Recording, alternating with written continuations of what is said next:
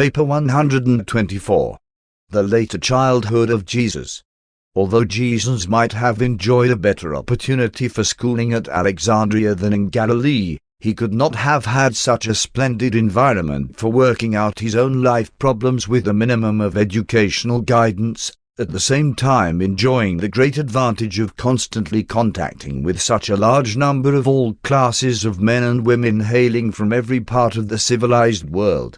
Had he remained at Alexandria, his education would have been directed by Jews and along exclusively Jewish lines.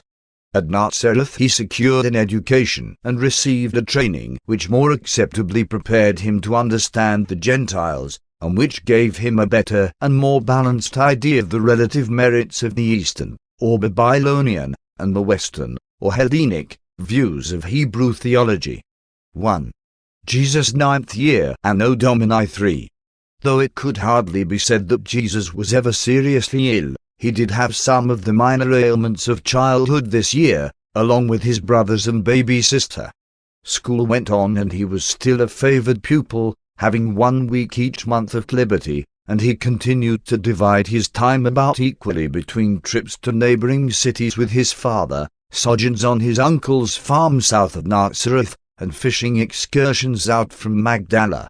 The most serious trouble as yet to come up at school occurred in late winter when Jesus dared to challenge the Chazan regarding the teaching that all images, pictures, and drawings were idolatrous in nature. Jesus delighted in drawing landscapes as well as in modeling a great variety of objects in potter's clay. Everything of that sort was strictly forbidden by Jewish law, but up to this time he had managed to disarm his parents' objection to such an extent that they had permitted him to continue in these activities. But trouble was again stirred up at school when one of the more backward pupils discovered Jesus drawing a charcoal picture of the teacher on the floor of the schoolroom.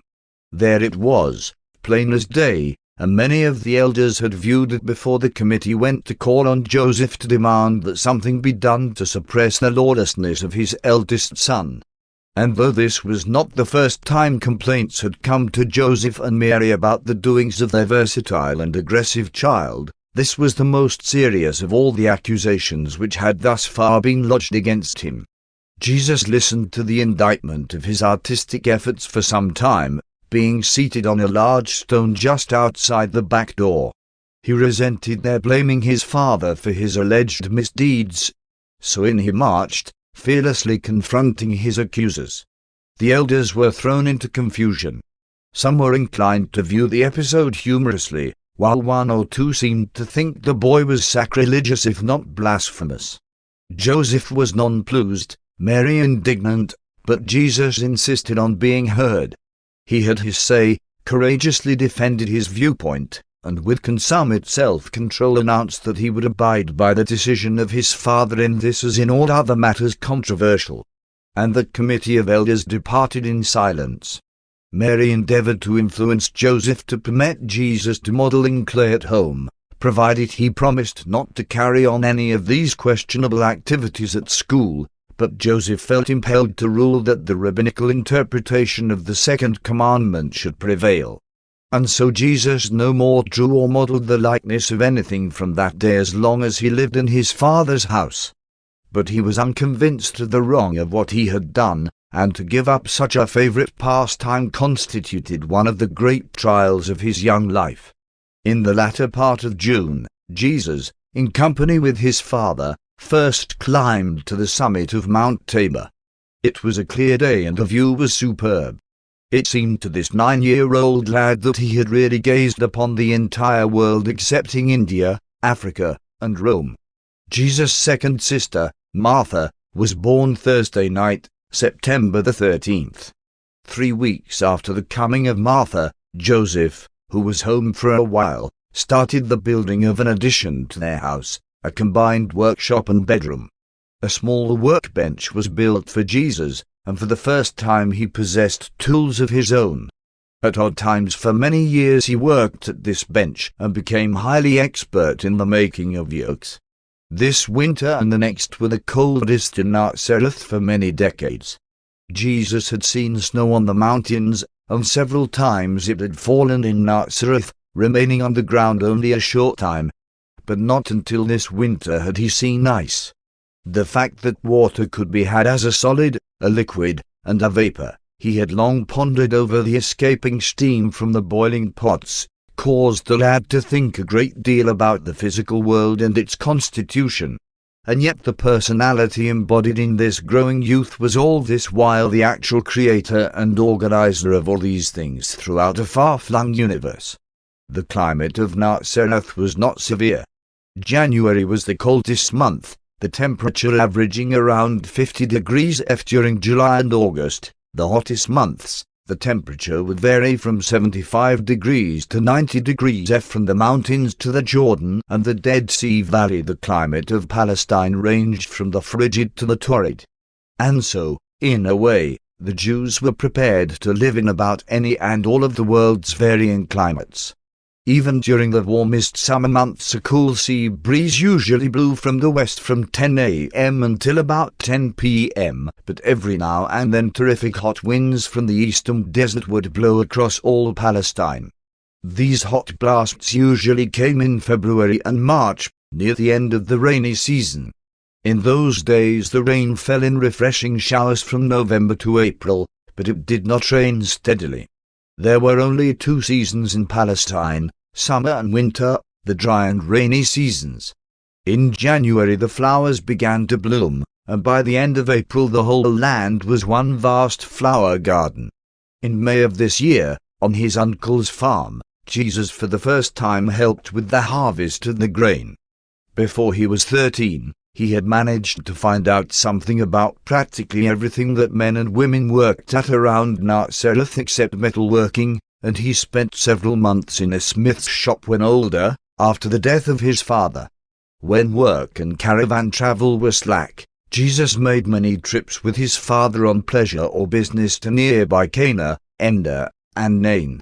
Even as a lad he frequently visited Scythopolis, only a little over 3 miles from Nazareth to the northwest, and from 4 before Christ to about Anno Domini 25 the capital of Galilee and one of the residences of Herod Antipas.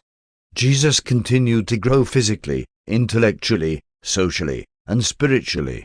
His trips away from home did much to give him a better and more generous understanding of his own family, and by this time even his parents were beginning to learn from him as well as to teach him. Jesus was an original thinker and a skillful teacher, even in his youth. He was in constant collision with the so-called oral law, but he always sought to adapt himself to the practices of his family. He got along fairly well with the children of his age, but he often grew discouraged with their slow-acting minds.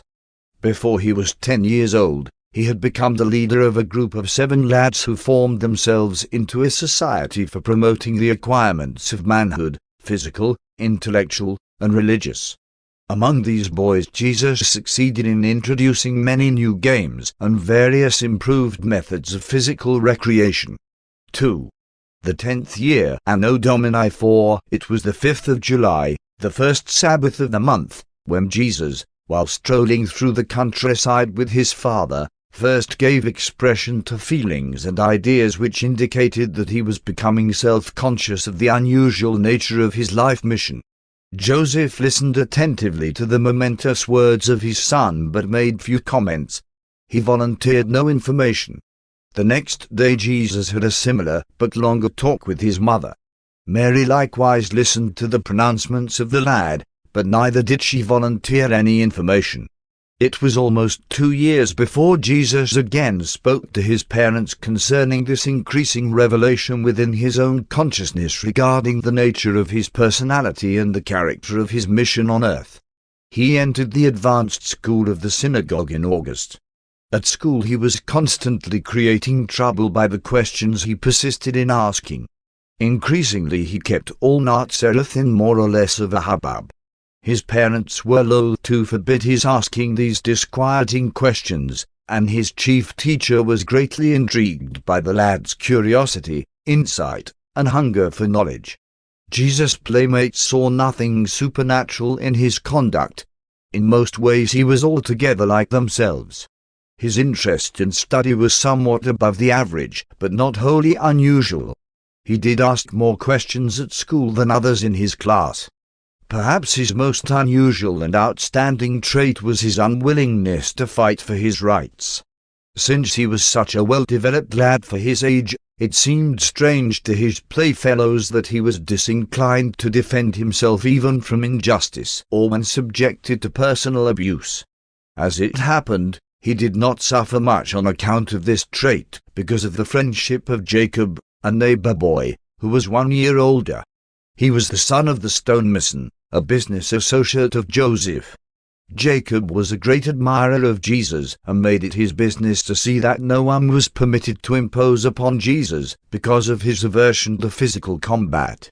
Several times older and uncouth youths attacked Jesus, relying upon his reputed docility, but they always suffered swift and certain retribution at the hands of his self-appointed champion and ever-ready defender, Jacob the stonemason's son. Jesus was the generally accepted leader of the Nazareth lads who stood for the higher ideals of their day and generation. He was really loved by his youthful associates, not only because he was fair, but also because he possessed a rare and understanding sympathy that betokened love and bordered on discreet compassion. This year he began to show a marked preference for the company of older persons. He delighted in talking over things cultural, educational, social, economic, political, and religious with older minds, and his depth of reasoning and keenness of observation so charmed his adult associates that they were always more than willing to visit with him.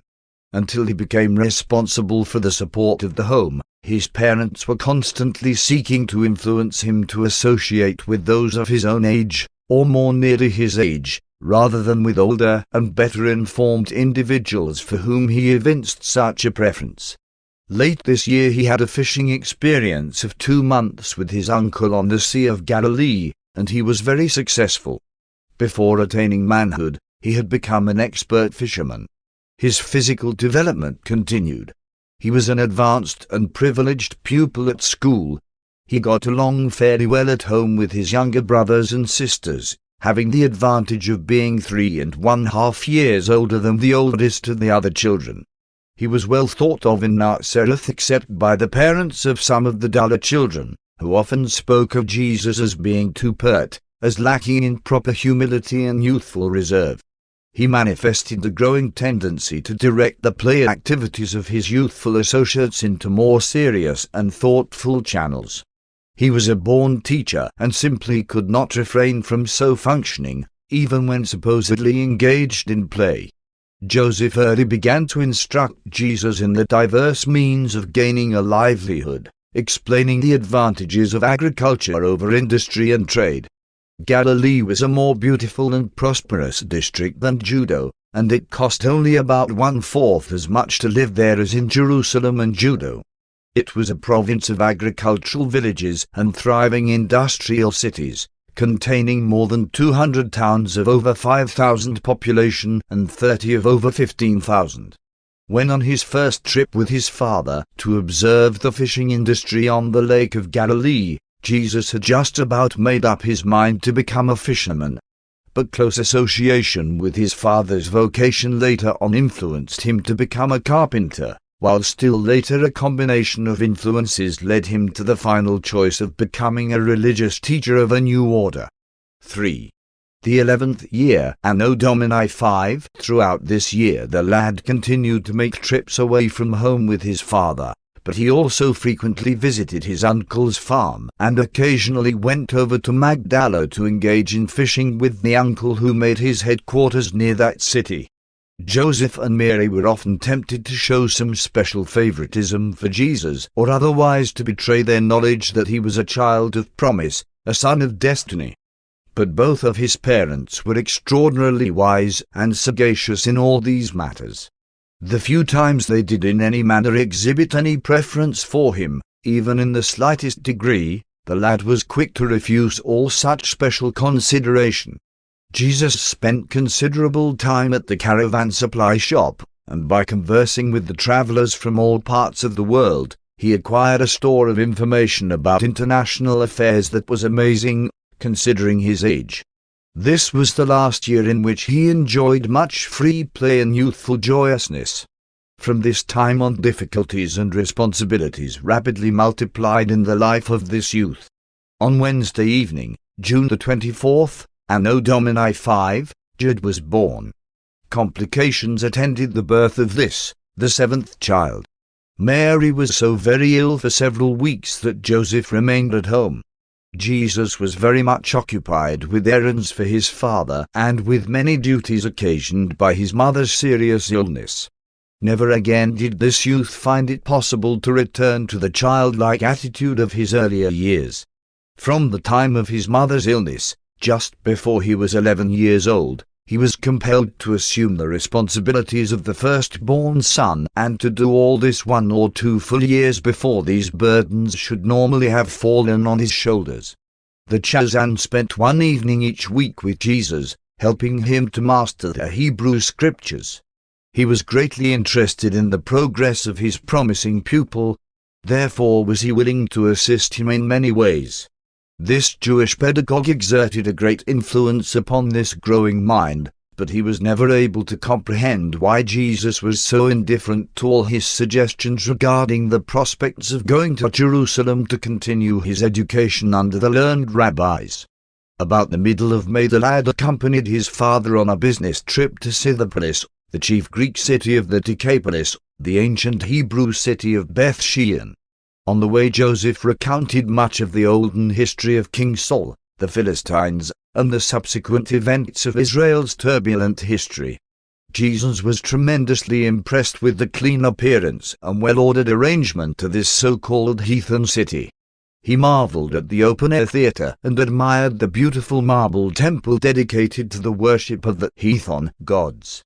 Joseph was much perturbed by the lad's enthusiasm and sought to counteract these favorable impressions by extolling the beauty and grandeur of the Jewish temple at Jerusalem. Jesus had often gazed curiously upon this magnificent Greek city from the hill of Nazareth, and had many times inquired about its extensive public works and ornate buildings, but his father had always sought to avoid answering these questions. Now they were face to face with the beauties of this Gentile city, and Joseph could not gracefully ignore Jesus' inquiries. It so happened that just at this time the annual competitive games and public demonstrations of physical prowess between the Greek cities of the Decapolis were in progress at the Scythopolis amphitheater, and Jesus was insistent that his father take him to see the games, and he was so insistent that Joseph hesitated to deny him. The boy was thrilled with the games, and entered most heartily into the spirit of the demonstrations of physical development and athletic skill. Joseph was inexpressibly shocked to observe his son's enthusiasm as he beheld these exhibitions of heathen vaingloriousness. After the games were finished, Joseph received the surprise of his life when he heard Jesus express his approval of them and suggest that it would be good for the young men of Nazareth if they could be thus benefited by wholesome outdoor physical activities. Joseph talked earnestly and long with Jesus concerning the evil nature of such practices, but he well knew that the lad was unconvinced. The only time Jesus ever saw his father angry with him was that night in their room at the inn when, in the course of their discussions, the boy so far forgot the trends of Jewish thought as to suggest that they go back home and work for the building of an amphitheater at Nazareth. When Joseph heard his firstborn son express such Jewish sentiments, he forgot his usual calm demeanor and, seizing Jesus by the shoulder, angrily exclaimed, "My son, never again let me hear you give utterance to such an evil thought as long as you live." Jesus was startled by his father's display of emotion. He had never before been made to feel the personal sting of his father's indignation, and was astonished and shocked beyond expression. He only replied, "Very well, my father, it shall be so." And never again did the boy even in the slightest manner allude to the games and other athletic activities of the Greeks as long as his father lived. Later on, Jesus saw the Greek amphitheater at Jerusalem and learned how hateful such things were from the Jewish point of view. Nevertheless, throughout his life he endeavored to introduce the idea of wholesome recreation into his personal plans and, as far as Jewish practice would permit, into the later program of regular activities for his 12 apostles. At the end of this 11th year, Jesus was a vigorous, well-developed, moderately humorous, and fairly light-hearted youth, but from this year on he was more and more given to peculiar seasons of profound meditation and serious contemplation. He was much given to thinking about how he was to carry out his obligations to his family, and at the same time be obedient to the call of his mission to the world. Already he had conceived that his ministry was not to be limited to the betterment of the Jewish people. 4. The 12th year, Anno Domini 6. This was an eventful year in Jesus' life. He continued to make progress at school and was indefatigable in his study of nature, while increasingly he prosecuted his study of the methods whereby men make a living. He began doing regular work in the home carpenter shop and was permitted to manage his own earnings, a very unusual arrangement to obtain in a Jewish family. This year he also learned the wisdom of keeping such matters a secret in the family. He was becoming conscious of the way in which he had caused trouble in the village, and henceforth he became increasingly discreet in concealing everything which might cause him to be regarded as different from his fellows. Throughout this year he experienced many seasons of uncertainty, if not actual doubt, regarding the nature of his mission. His naturally developing human mind did not yet fully grasp the reality of his dual nature.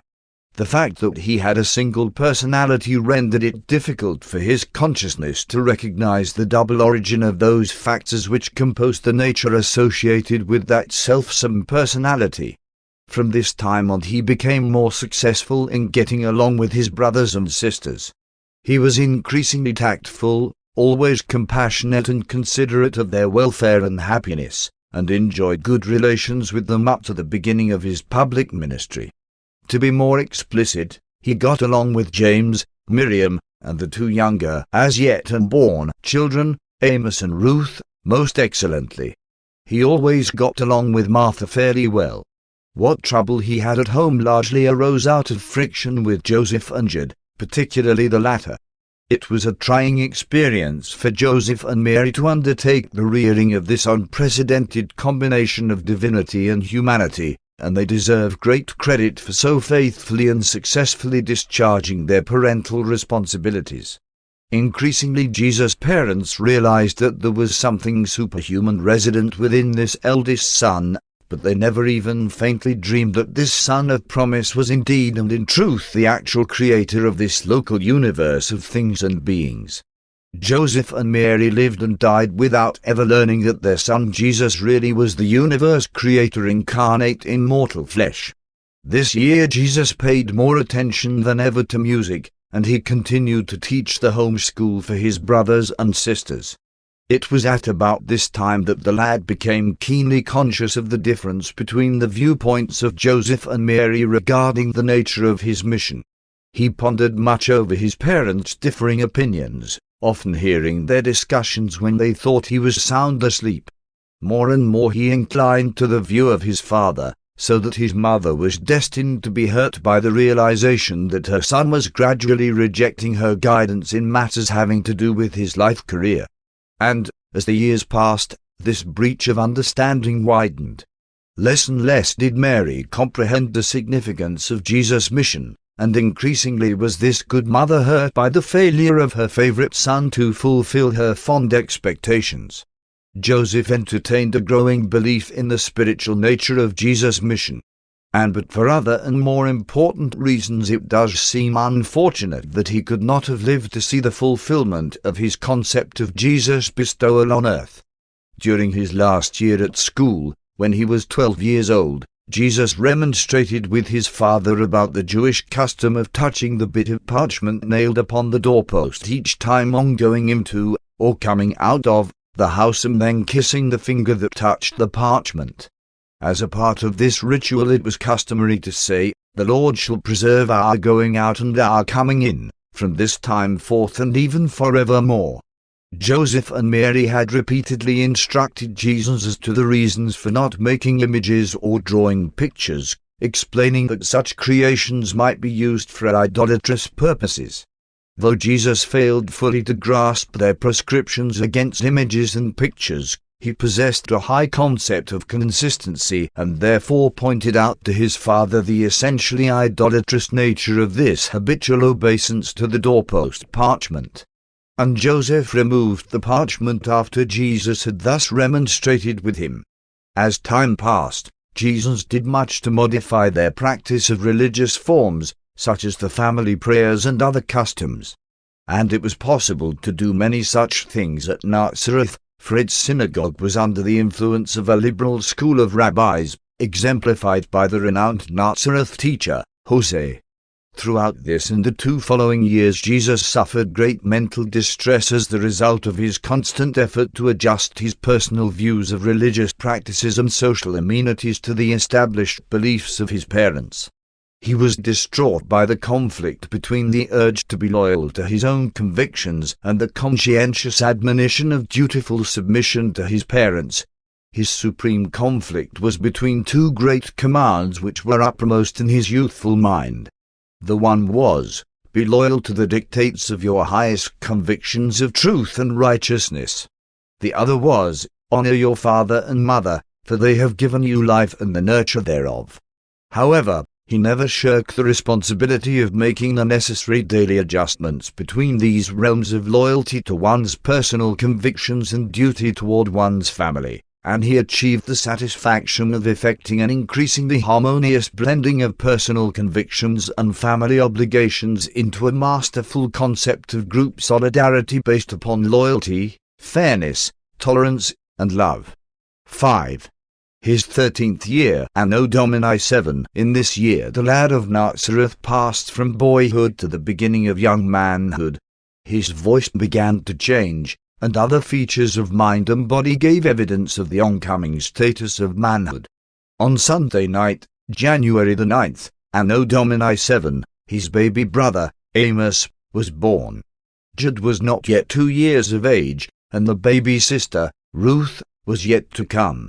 So it may be seen that Jesus had a sizable family of small children left to his watch care when his father met his accidental death the following year. It was about the middle of February that Jesus became humanly assured that he was destined to perform a mission on earth for the enlightenment of man and the revelation of God. Momentous decisions, coupled with far-reaching plans, were formulating in the mind of this youth, who was, to outward appearances, an average Jewish lad of Nazareth. The intelligent life of all he bade and looked on with fascination and amazement as all this began to unfold in the thinking and acting of the now adolescent carpenter's son. On the first day of the week, March the 20th, Anno Domini 7, Jesus graduated from the course of training in the local school connected with the Nazareth synagogue. This was a great day in the life of any ambitious Jewish family, the day when the firstborn son was pronounced a son of the commandment and the ransomed firstborn of the Lord God of Israel, a child of the Most High and servant of the Lord of all the earth. Friday of the week before, Joseph had come over from Scythopolis, where he was in charge of the work on a new public building, to be present on this glad occasion. Jesus' teacher confidently believed that his alert and diligent pupil was destined to some outstanding career, some distinguished mission. The elders, notwithstanding all their trouble with Jesus' nonconformist tendencies, were very proud of the lad and had already begun laying plans which would enable him to go to Jerusalem to continue his education in the renowned Hebrew academies. As Jesus heard these plans discussed from time to time, he became increasingly sure that he would never go to Jerusalem to study with the rabbis. But he little dreamed of the tragedy, so soon to occur, which would ensure the abandonment of all such plans by causing him to assume the responsibility for the support and direction of a large family, presently to consist of 5 brothers and 3 sisters as well as his mother and himself. Jesus had a larger and longer experience rearing this family than was accorded to Joseph, his father, and he did measure up to the standard which he subsequently set for himself, to become a wise, patient, understanding, and effective teacher and eldest brother to this family, his family, so suddenly sorrow-stricken and so unexpectedly bereaved. 6. The journey to Jerusalem. Jesus, having now reached the threshold of young manhood and having been formally graduated from the synagogue schools, was qualified to proceed to Jerusalem with his parents to participate with them in the celebration of his first Passover. The Passover feast of this year fell on Saturday, April the 9th, Anno Domini 7. A considerable company, 103, made ready to depart from Nazareth early Monday morning, April the 4th, for Jerusalem. They journeyed south towards Samaria, but on reaching Jezreel, they turned east, going around Mount Gilboa into the Jordan Valley in order to avoid passing through Samaria. Joseph and his family would have enjoyed going down through Samaria by way of Jacob's Well and Bethel, but since the Jews disliked to deal with the Samaritans, they decided to go with their neighbors by way of the Jordan Valley. The much-dreaded Archelaus had been deposed, and they had little to fear in taking Jesus to Jerusalem. 12 years had passed since the first Herod had sought to destroy the babe of Bethlehem, and no one would now think of associating that affair with this obscure lad of Nazareth. Before reaching the Jezreel junction, and as they journeyed on, very soon, on the left, they passed the ancient village of Shunem, and Jesus heard again about the most beautiful maiden of all Israel who once lived there, and also about the wonderful works Elisha performed there. In passing by Jezreel, Jesus' parents recounted the doings of Ahab and Jezebel and the exploits of Jehu. In passing around Mount Gilboa, they talked much about Saul, who took his life on the slopes of this mountain, King David, and the associations of this historic spot. As they rounded the base of Gilboa, the pilgrims could see the Greek city of Scythopolis on the right. They gazed upon the marble structures from a distance, but went not near the Gentile city, lest they so defiled themselves that they could not participate in the forthcoming solemn and sacred ceremonies of the Passover at Jerusalem. Mary could not understand why neither Joseph nor Jesus would speak of Scythopolis. She did not know about their controversy of the previous year, as they had never revealed this episode to her. The road now led immediately down into the tropical Jordan Valley, and soon Jesus was to have exposed to his wondering gaze the crooked and ever-winding Jordan with its glistening and rippling waters as it flowed down toward the Dead Sea. They laid aside their outer garments as they journeyed south in this tropical valley, enjoying the luxurious fields of grain and the beautiful oleanders laden with their pink blossoms, while massive snow-capped Mount Hermon stood far to the north, in majesty looking down on the historic valley. A little over 3 hours' travel from opposite Scythopolis they came upon a bubbling spring, and here they camped for the night, out under the starlit heavens. On their second day's journey they passed by where the Jabbok, from the east, flows into the Jordan, and looking east up this river valley, they recounted the days of Gideon, when the Midianites poured into this region to overrun the land. Toward the end of the second day's journey they camped near the base of the highest mountain overlooking the Jordan Valley, Mount Scythopolis, whose summit was occupied by the Alexandrian fortress where Herod had imprisoned one of his wives and buried his 2 strangled sons. The third day they passed by 2 villages which had been recently built by Herod, and noted their superior architecture and their beautiful palm gardens. By nightfall they reached Jericho, where they remained until the morrow. That evening Joseph, Mary, and Jesus walked 1.5 miles to the site of the ancient Jericho, where Joshua, for whom Jesus was named, had performed his renowned exploits, according to Jewish tradition.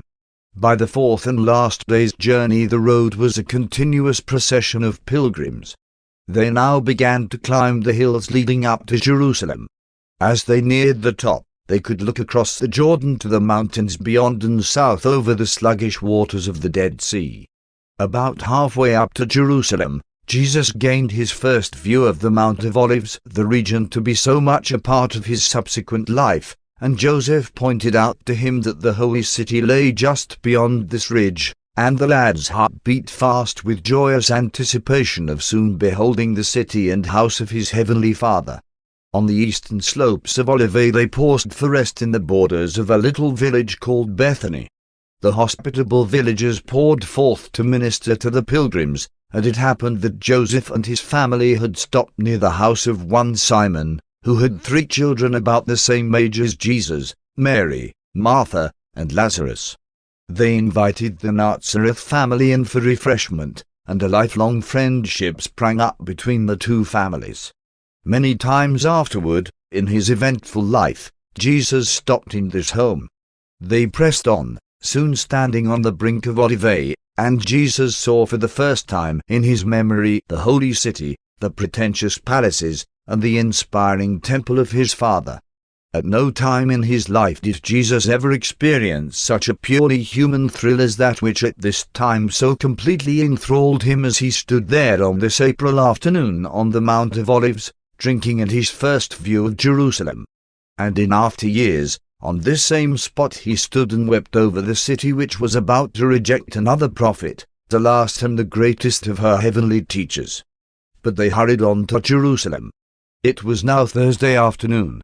On reaching the city, they journeyed past the temple, and never had Jesus beheld such throngs of human beings. He meditated deeply on how these Jews had assembled here from the uttermost parts of the known world. Soon they reached the place prearranged for their accommodation during the Passover week, the large home of a well-to-do relative of Mary's, one who knew something of the early history of both John and Jesus, through Zacharias. The following day, the day of preparation, they made ready for the appropriate celebration of the Passover Sabbath. While all Jerusalem was astir in preparation for the Passover, Joseph found time to take his son around to visit the academy where it had been arranged for him to resume his education 2 years later, as soon as he reached the required age of 15. Joseph was truly puzzled when he observed how little interest Jesus evinced in all these carefully laid plans. Jesus was profoundly impressed by the temple and all the associated services and other activities.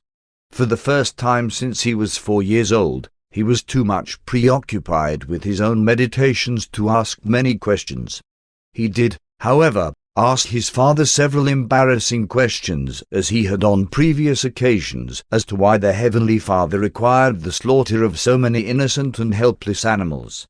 And his father well knew from the expression on the lad's face that his answers and attempts at explanation were unsatisfactory to his deep-thinking and keen-reasoning son. On the day before the Passover Sabbath, flood tides of spiritual illumination swept through the mortal mind of Jesus and filled his human heart to overflowing with affectionate pity for the spiritually blind and morally ignorant multitudes assembled for the celebration of the ancient Passover commemoration. This was one of the most extraordinary days that the Son of God spent in the flesh, and during the night, for the first time in his earth career, there appeared to him an assigned messenger from Salvington, commissioned by Emmanuel, who said, "The hour has come. It is time that you began to be about your Father's business." And so, even ere the heavy responsibilities of the Nazareth family descended upon his youthful shoulders, there now arrived the celestial messenger to remind this lad, not quite 13 years of age, that the hour had come to begin the resumption of the responsibilities of a universe. This was the first act of a long succession of events which finally culminated in the completion of the Son's bestowal on Urantia and the replacing of the government of a universe on his human divine shoulders. As time passed, the mystery of the Incarnation became, to all of us, more and more unfathomable. We could hardly comprehend that this lad of Nazareth was the creator of all Ibadan. Neither do we nowadays understand how the spirit of this same Creator Son and the spirit of his Paradise Father are associated with the souls of mankind.